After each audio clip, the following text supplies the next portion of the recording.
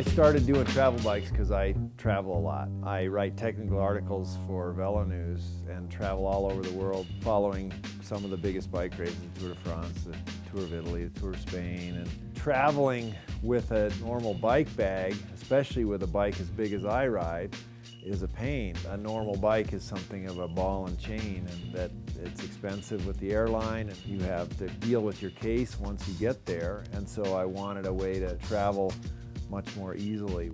The case that the travel bikes fit in is 28 by 28 by 10. This is exactly the size of two of these wheels stacked directly one on top of the other, but yet you get all the rest of this fits in there. So the bike comes apart here, here, and here, and these tubes come out completely separately. We have another coupler on the stem. The coupler is so well made. That point in the tube is the strongest, stiffest part of the tube anyway. There's no compromise of strength or stiffness.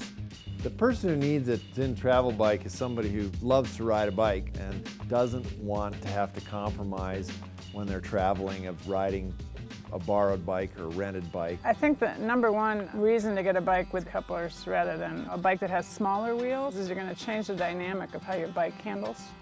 And that's a big negative for me. The big advantage to me to having a travel bike is that when you do arrive at your destination, that you're on your bike.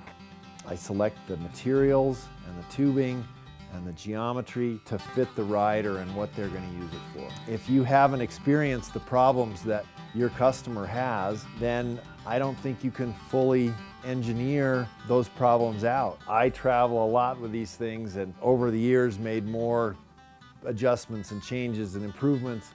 And so when I'm done with this, I know that that's the best bike that they could have. It's just fully engineered, fully figured out because I travel so much and I won't have it any other way.